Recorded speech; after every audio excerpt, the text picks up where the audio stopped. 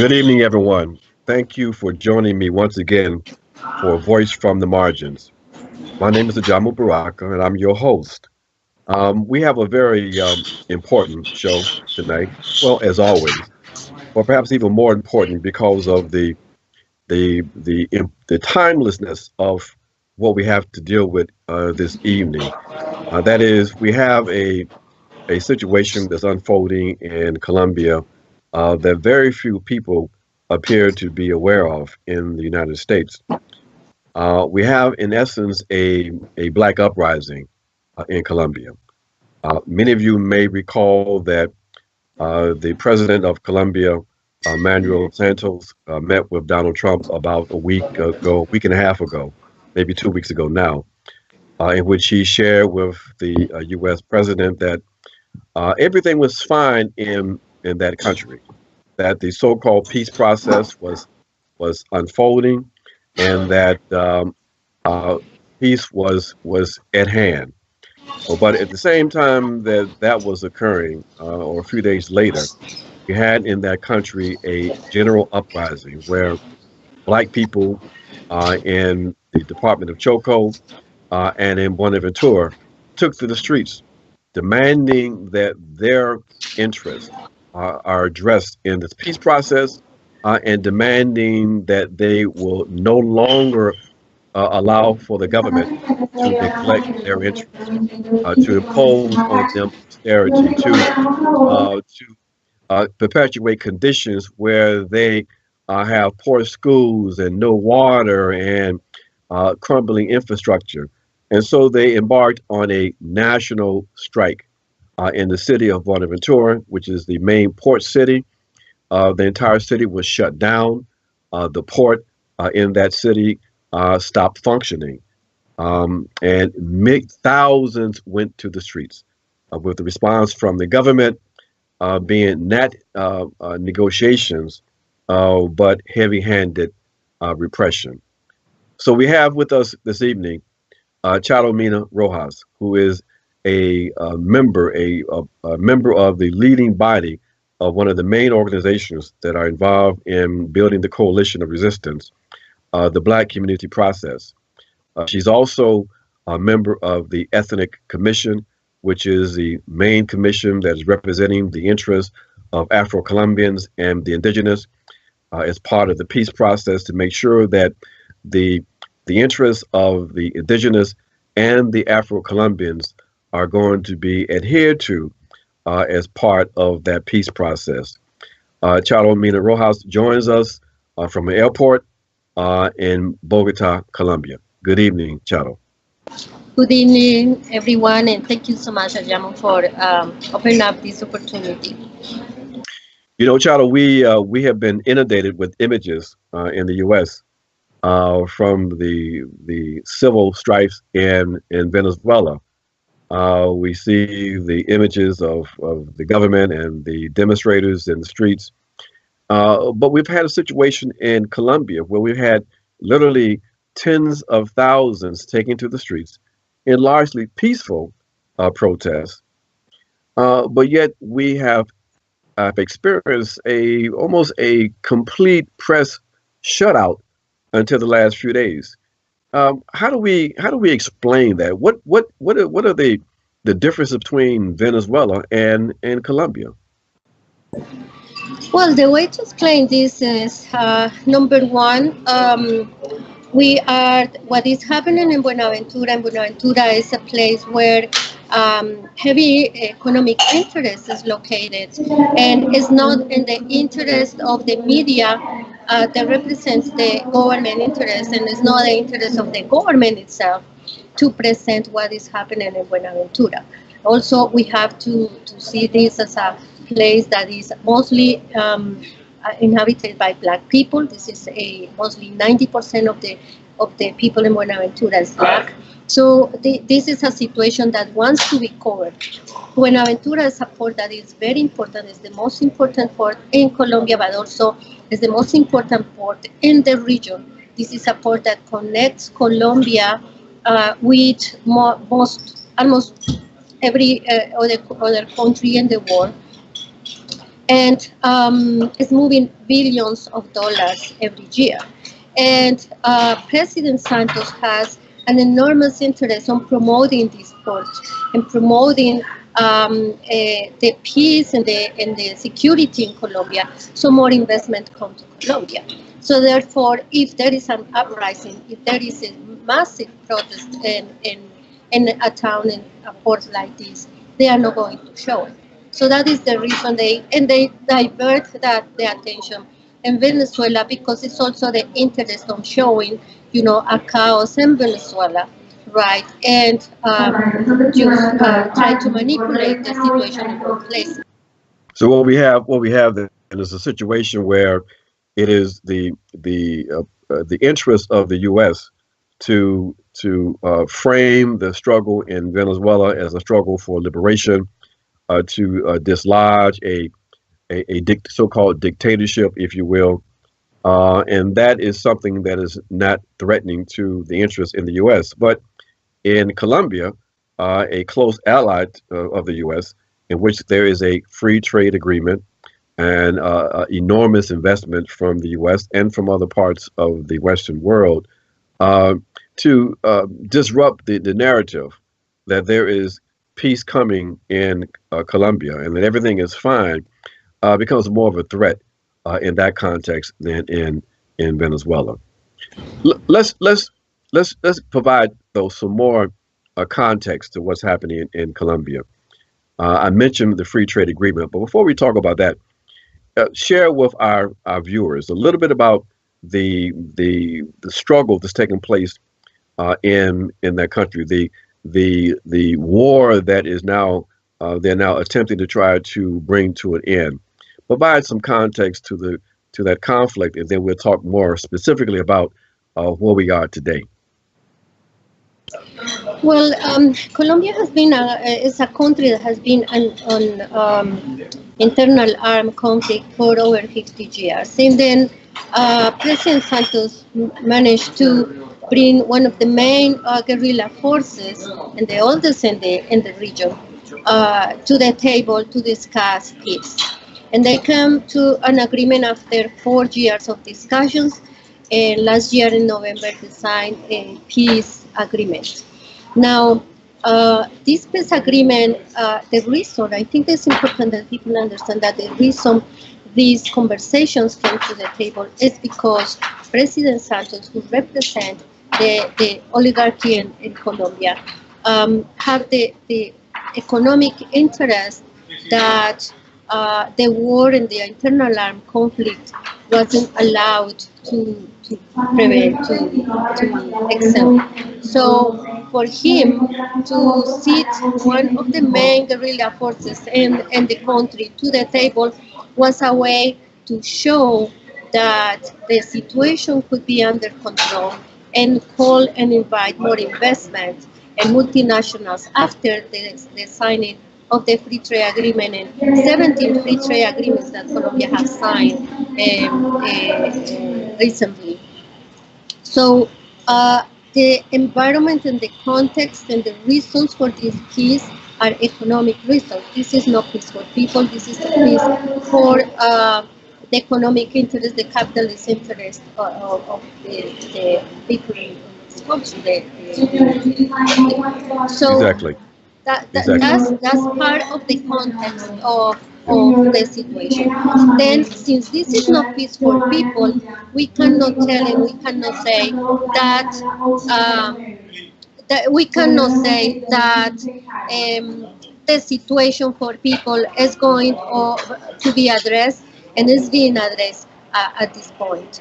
And this is what is precisely happening in Buenaventura. The internal armed conflict.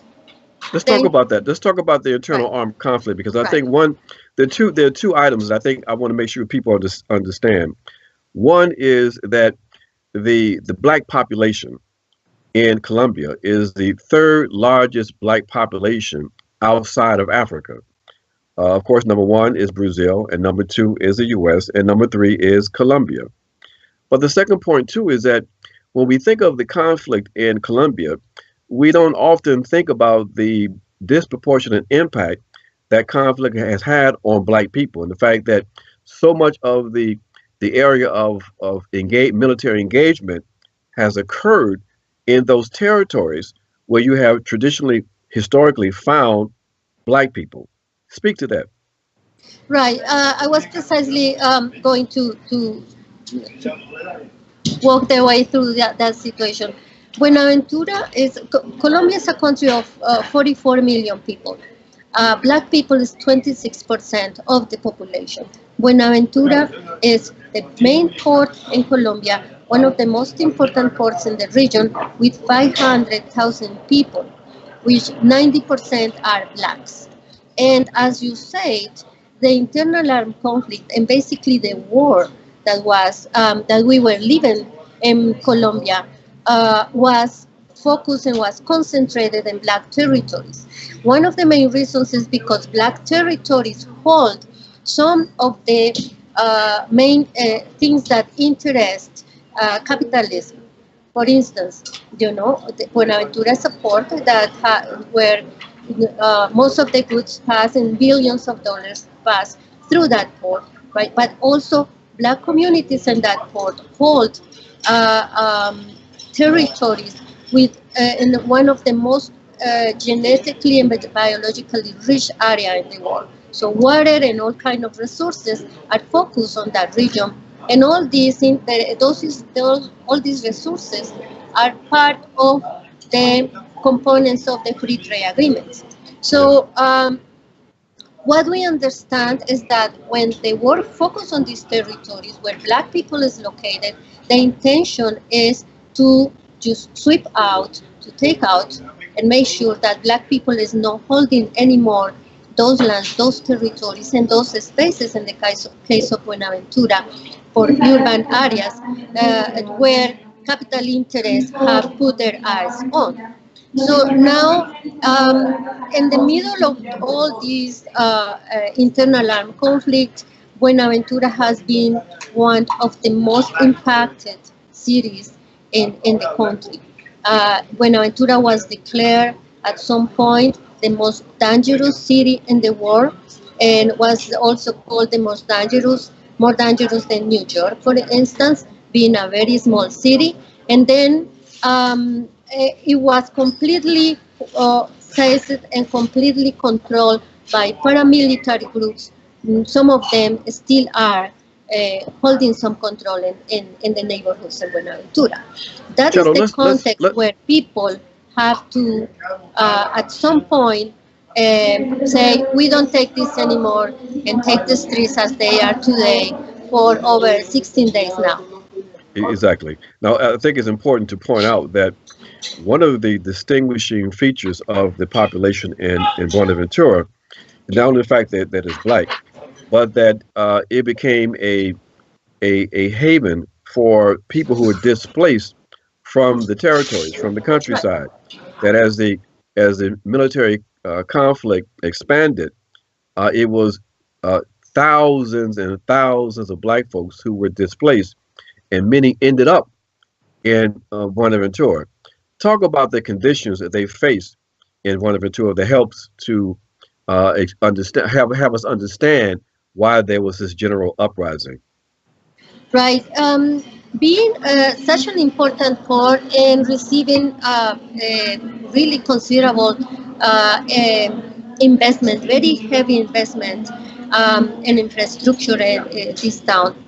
People don't have water. This is a place where people don't have water most of the year. 160 days a year, people don't have water service. They don't have hospitals. The main hospital was closed because corruption completely devastated the hospital. So this is a place that has no health service for people, and people have to drive 3 hours to Cali, the closest city, to receive medical attention. Wait. Uh, Let me make sure we understand. So you're saying that a city of how many people in Buenaventura? 500,000 people. 500,000 people, and they go over 100 days without having water services, and that they have no functioning hospital. Exactly. The hospital had to be closed because all the money that should go to the hospital went to the pockets of the politicians. So people don't have medical attention. They have two private clinics that pay, they bring the service, but are private. So people have to pay for the service. And this is a city, we are talking about a city where 60% of the population is unemployed, where over 60% are unemployed. 60% of the population is unemployed, where the census 2005 declared that 80% of the population was under poverty line, although President Santos is claiming that this has changed. Haven't changed because, as you say, this is a city that also received internal displaced people from the rural areas of the Pacific coast.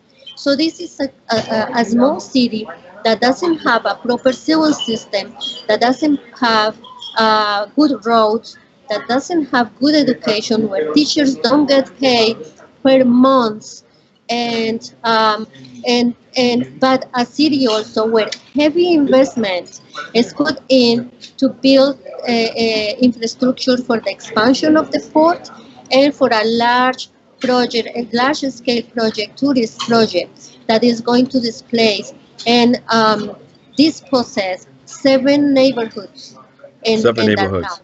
Yeah. So now we have a general uprising, a strike against those conditions. And I think most people listening to this would understand why people would be pretty upset having to face those kinds of conditions in a city as important as Buenaventura, but yet clearly the not receiving any real attention from local and federal authorities. What has been a response from the government to this courageous move made by Black people in Buenaventura to, in fact, in effect, shut down the city? What's been the response from the government? Well, the response has been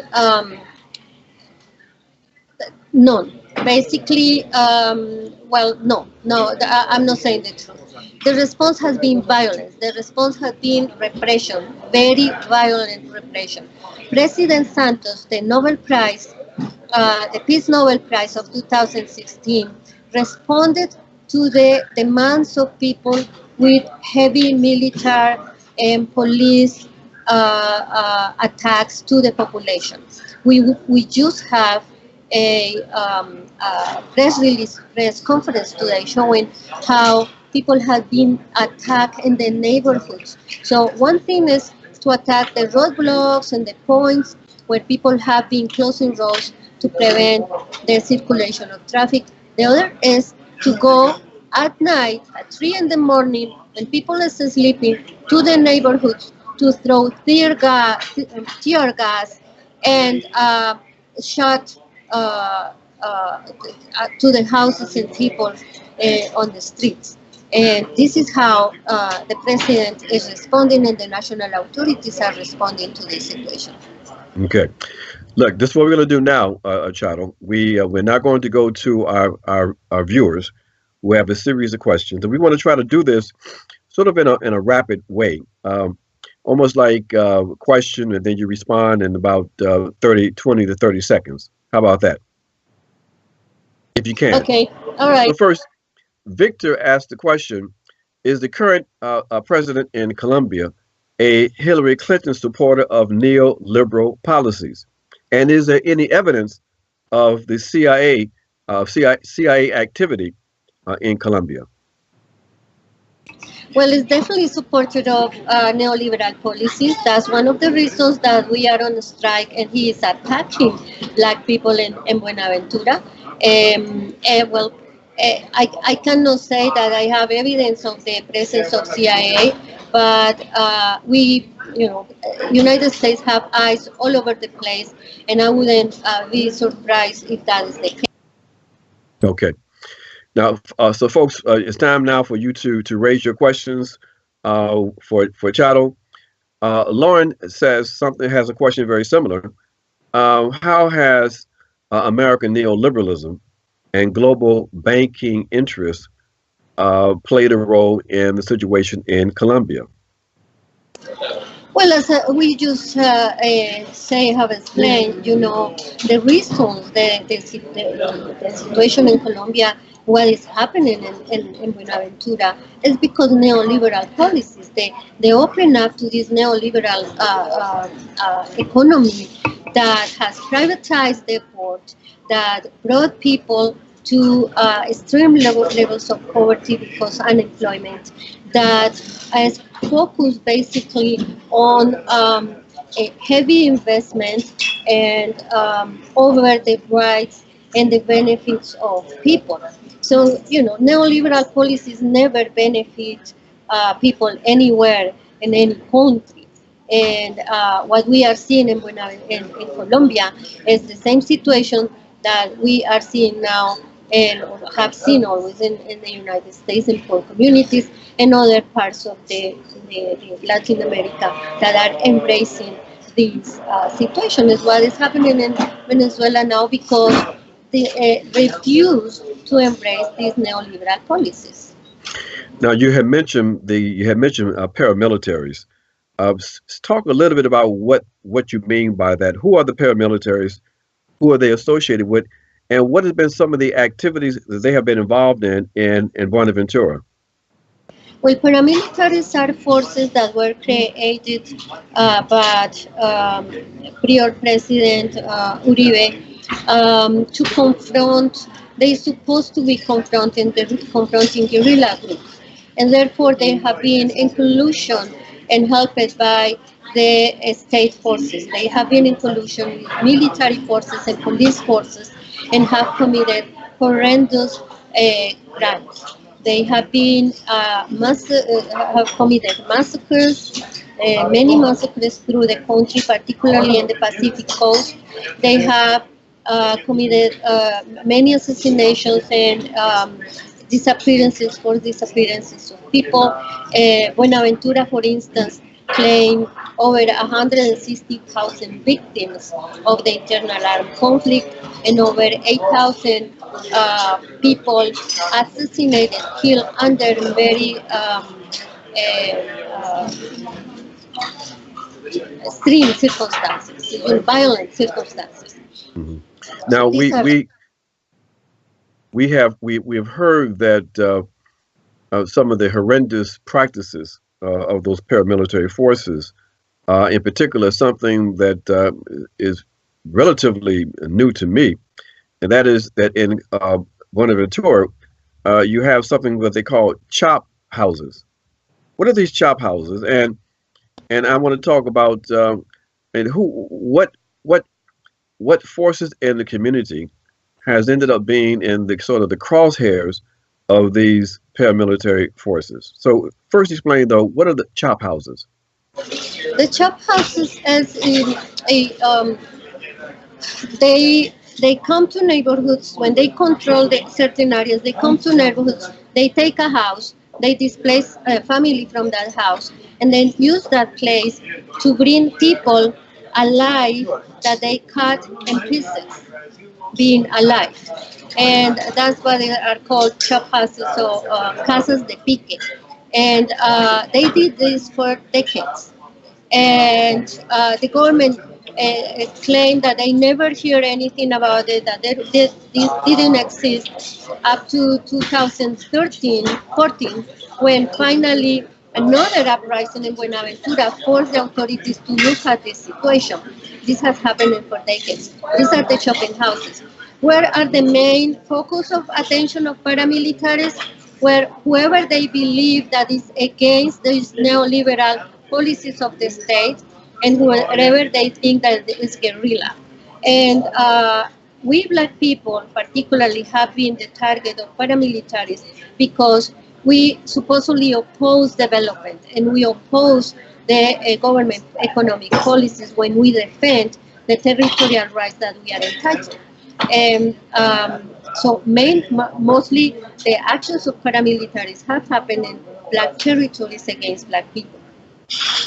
So not only are Black people subjected to the lack of civic services like water and education and healthcare, but they are lacking protection from the government because the people of Buenaventura have been asking for quite some time for some kind of intervention on the part of the government to mitigate against the activities of the paramilitaries. Correct? Right, that's correct. Right. So what has been so is that one of the driving forces for why we have the uprising right now in Buenaventura, that people also want to send a signal, a message to the government that they want the violence in that city to cease? Yes, people is demanding that this situation, the economic and the environmental situation is attended, but also the social and security situation. And what is very critical right now is that when people come up to the streets to say, government, here we are, we need that you pay attention to the security situation. What the government do is responding with more violence and extreme violence with a force, and this is very important, with a force that President Santos has identified as the one that will provide the security during the peace process. So this is the peace force for the implementation of peace agreements. So if this is the force, guessing for how they have been treating people in Buenaventura, then we have to consider that this is not going to happen in Colombia, that we are going to be under severe and very extreme repression and violence by the state. So now, what do you all see in Colombia as the consequence of this new administration in the U.S.? Do you see this administration putting an emphasis on executing the peace process, or do they have other interests? Well,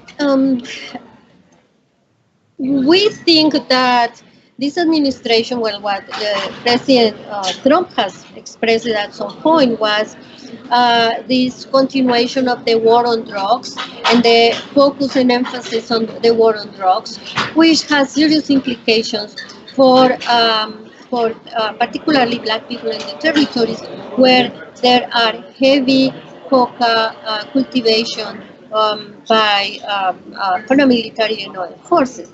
Because what we see, and he has expressed it at some point, was no investment, social investment, but more military investment, and going back to a practice that was banned, I'm sorry, in the past, which is the spray, the spread of these coca crops with this chemical glyphosate. I don't know how it's in English. So now they are saying that they were going to support and approve some budget for the peace process. We have to see, but our guess is that this is going to be heavily put on militarization and military operations and military equipment and just military investment. And as Well, it has been for that was the spirit of my question, because many of us in the U.S. who are viewing this are wondering if the stance of the Santos government represents a departure in terms of their approach to these kinds of civic uprisings. That is, instead of negotiating with the communities, they're taking a hard line, and that hard line will be supported by the new administration. So we are wondering if this signals, as you indicated in your comment, a new, harder line. We know that there's always been repression in that country, but that with the orientation of the Trump administration, that can give the right-wing elements in the Santos government more leeway to take a harder position with civic unrest than they have in the last few years. Yes, and something that we I have think 1 minute left. Okay, something we have to consider is that the tenure of Santos is about to end. He's going to be gone next year. And then, up to August, November, then a new administration is coming. And right-wing leaders here also visit and met with President Trump. So, and as it happens in the United States, there is a very strong presence of right wing right now here in Colombia, looking to seize power again next year in the elections. So we can see that it's very possible that if right wing would win here, then we will have a very good understanding between the United States with President Trump and these right-wing forces here in Colombia. And certainly what we are going to see is more of the same that happened with Plan Colombia 2010, which is heavy investment in military operations and military forces. Charo, we really appreciate you sharing with us your insights, your analysis, your expertise on that situation there in Colombia. As we close out, we only have 10 seconds. Where can people go to get more information and to be in solidarity with the struggles in Colombia? Well, you can go and find information at www.renacientes, RENACE. Sorry, I will. You have to write it down. Renacientes at org. That's one of the main places, and through your website also, which you have to mention. The Black Alliance for Peace. Yes, Thanks. so people can get the information at the Black Alliance for Peace, www.blackallianceforpeace.com. They can also go to the website of the Afro-Colombian Solidarity Network, Afro-Colombiano.com, to get up-to-date information on what is unfolding in Colombia. Very, very important and very intense struggle. We're going to have to bring you back, Charo, to update us, because we know that struggle is going to continue and become just even more intensified. We thank you. We hope you can get your flight and get out of Bogota this evening. Thank you so much for joining us. Thank all of you for joining me again for another episode of Voices from the Margin. And we'll see you again next week, same time, same place. Good night. Thank you so much.